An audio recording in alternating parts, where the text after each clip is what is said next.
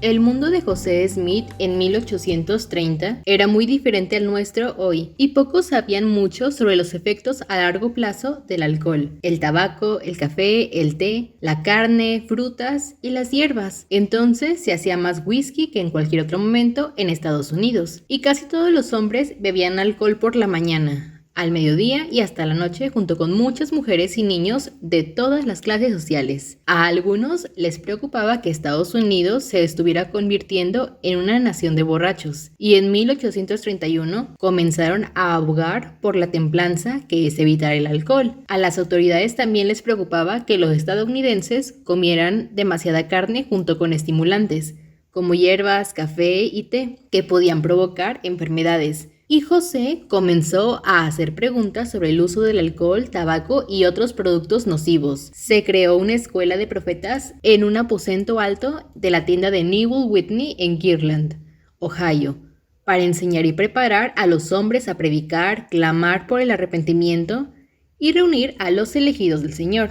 Brigham Young dijo que lo primero que hicieron fue encender sus pipas, hablar de las grandes cosas del reino y soplar. Cuando terminaron de fumar, tomaron una gran cantidad de tabaco y escupieron por todo el piso.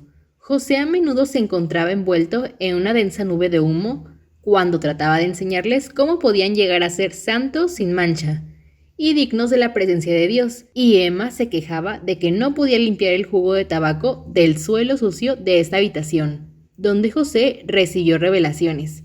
Reflexionó y oró sobre esto, y el 27 de febrero de 1833, el Señor reveló su voluntad en una revelación llamada Palabra de Sabiduría, que se convirtió en la sección 89, cuando la compartió por primera vez con los hombres de la escuela de los profetas. Inmediatamente lanzaron sus tuberías en la chimenea. La palabra de sabiduría originalmente no fue dada por mandamiento o restricción. El Señor fue misericordioso y les dio a los santos tiempo suficiente para dejar las sustancias a las que eran adictos antes de someterlos a la ley. En 1851, Brigham Young decidió que había pasado suficiente tiempo para que los santos alinearan sus vidas con la revelación y propuso que hicieran un pacto formal de no participar de estas sustancias. Pero no fue hasta 1921 cuando el profeta Herbert J. Grant hizo que guardar la palabra de sabiduría fuera un requisito para recibir una recomendación para el templo. La revelación fue dada por un principio con promesa, adaptando a la capacidad del más débil de todos los santos. Era una voz de advertencia de conspiraciones en los últimos días, que socavarían su albedrío y debilitarían su poder espiritual. José sabía que nuestros cuerpos son una parte esencial del plan de salvación,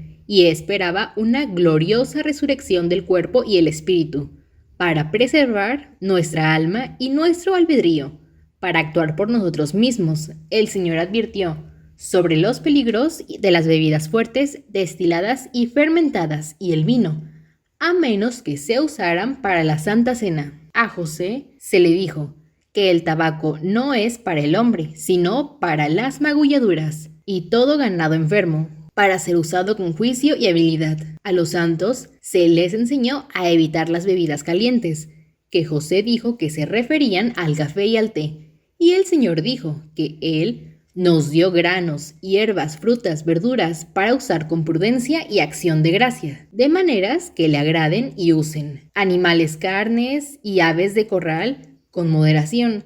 La palabra de sabiduría enseñó que somos mayordomos de sus creaciones, y debemos usarlas con acción de gracia y no abusar de ellas siendo ingratos o glotones. La palabra de sabiduría es más un pacto de obediencia entre nosotros y Dios, y no un simple código de salud. Cuando lo guardamos, se nos promete salud, sabiduría, grandes tesoros de conocimiento y tesoros escondidos. Seremos capaces de correr y no cansarnos, caminar y no desmayar, y el ángel destructor pasará y no nos matará. La sección 89 fue difícil de seguir para los primeros santos. Muchos de ellos disfrutaban tomando café, té y whisky, y comiendo más carne de la necesaria. Y aunque la revelación no era lo que querían escuchar, era sabiduría que el Señor sabía que debían seguir para tener el Espíritu con ellos. Es un mandamiento viviente que se actualizó en 2019, cuando la primera presidencia anunció que el vapeo,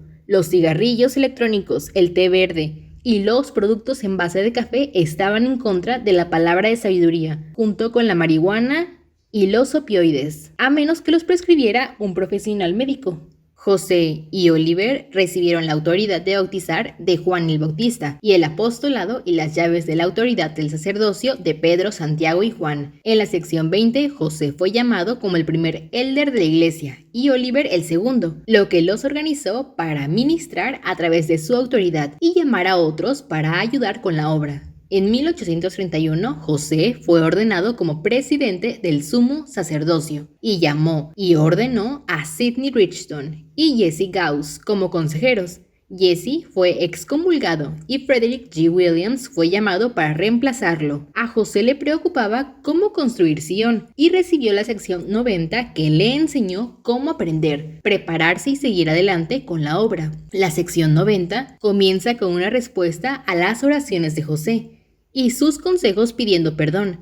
Se les dieron las llaves del reino, que siempre pertenecen a la presidencia del sumo sacerdocio. Y el Señor enseñó que sus consejos eran contados como iguales a él, en poseer las llaves de este último reino. Si bien se les dio autoridad para ejercer el sacerdocio en la tierra, José enseñó que no poseen el poder del presidente y no pueden actuar en asuntos de la iglesia sin su dirección y consentimiento. Más tarde se les llamó presidentes del sumo sacerdocio y en 1835 se les llamó la primera presidencia de la iglesia. Fueron bendecidos y se les concedieron los oráculos o revelaciones para gobernar la iglesia de Jesucristo y se les ordenó no tomarlos a la ligera y ser sometidos a la condenación cuando las tormentas y las lluvias desciendan y los vientos soplen y golpeen su casa. Prepararon la escuela de los profetas para que los élderes pudieran llevar el evangelio por todo el mundo,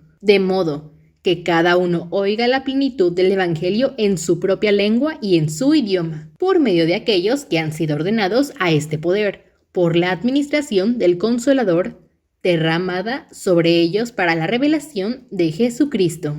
Se le dijo a la presidencia que pusiera en orden los asuntos de la iglesia, revelara los misterios del reino, estudiara y aprendiera de buenos libros, idiomas, lenguas y personas. No se avergüence ni se confunda. Esté atento a la altivez y el orgullo para evitar una trampa sobre sus almas y poner en orden sus casas. El Señor les instruyó que escudriñen diligentemente, oren siempre y sean creyentes, y todas las cosas trabajarán juntas para su bien, si caminan rectamente y recuerdan sus convenios. Debían proporcionarle un hogar a Frederick Williams, quien consagró su granja cuando fue llamado a ser el consejero de José, y se les dijo a los padres del profeta que vivieran en ella. A Sidney Rigdon se le dijo que se quedara donde vivía, y el obispo necesitaba encontrar un agente fiel y rico para ayudar a pagar las deudas de la iglesia. Una mujer de Boston, llamada Vienna Jakes, se convirtió al evangelio, participó activamente en la obra misional y se reunió con los santos.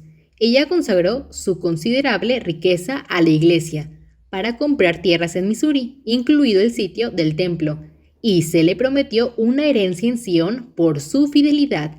Con el tiempo condujo su propio carromato por las llanuras cuando tenía 60 años y se estableció en Salt Lake City hasta que murió a los 96. Era fiel a sus convenios y estimaba el evangelio como un tesoro invaluable. En la primavera de 1833, José había terminado de traducir el Nuevo Testamento y regresó al Antiguo Testamento. En su Biblia, entre los testamentos, había una colección de 14 libros llamados apócrifos, que algunos cuestionaron si eran escrituras, y José quería saber si debía traducirlos, aunque no se encuentran en los escritos sagrados de Hebreos. Se incluyeron en la versión griega del Antiguo Testamento conocida como la Septuaginta, que era la Biblia utilizada en la época de Jesús. Algunos cristianos consideraron que los libros apócrifos eran escritos inspirados de Dios y los incluyeron en el Antiguo Testamento, mientras que otros, como Martín Lutero, los trasladaron al final del Antiguo Testamento, diciendo que no se consideraban iguales a las Sagradas Escrituras, pero que eran rentables y buenos de leer. Hubo mucho debate en la década de 1820 sobre si los apócrifos deberían incluirse en la Biblia, como se había debatido entre los cristianos durante siglos. José estaba ciertamente abierto a la idea de nuevas escrituras y le preguntó al Señor y escribió en su historia. Habiendo llegado a esa parte de los escritos antiguos llamada Apócrifos, recibí la sección 91. El Señor dijo que si bien gran parte de los apócrifos es verdadero y está traducido correctamente, gran parte tampoco es cierto y no está inspirado. Le dijo a José que no necesitaba traducir los apócrifos, y como hay mucho en él que es tanto verdadero como falso, debe entenderse a la luz del Espíritu Santo, que testifica y nos ayuda a discernir la verdad del error. En enero de 1833, Frederick G. Williams fue llamado como consejero y escriba de José en la presidencia del sumo sacerdocio. El 15 de marzo, José recibió la sección 92, que instruía a los miembros de la firma unida, también llamada Orden Unida, para recibirlo en la orden, que se estableció en 1832 como un grupo de 9 líderes, responsables de administrar los proyectos de impresión de la iglesia y supervisar la construcción, incluido el templo de Kirtland, establecimiento del almacén y los almacenes generales en Missouri y Ohio. La revelación le dijo a Frederick que fuera un miembro vivo de la orden y que sirvió fielmente al Señor. José escribió en su diario: el hermano Frederick es uno de esos hombres en los que pongo la mayor confianza porque lo he encontrado siempre lleno de amor y bondad fraternal. Es perfectamente honesto y recto y busca con todo su corazón magnificar su presidencia en la iglesia. Y estas son las secciones del 89 al 92. De Doctrina y Convenios. Busque objetos ocultos a lo largo de este video, que sean parte de la historia de la iglesia, o algo que hubiera sido común en esa época, y lea la descripción de cada objeto para aprender sobre la vida en el siglo XIX. También puede buscar estas otras imágenes ocultas a lo largo del video. Puede descargar una página para colorear, y rompecabezas de actividades para cada sección en Etsy en Ponderful. Visite nuestra página de Facebook o ponderful.com para encontrar más cosas divertidas que hacer. Y puede escucharlas como un podcast. Por favor, dale me gusta a sus videos y compártelos con cualquier persona que creas que podría disfrutarlos. Y seguiré creando otros nuevos. Gracias de nuevo por mirar y encontrar algo de tiempo esta semana para reflexionar.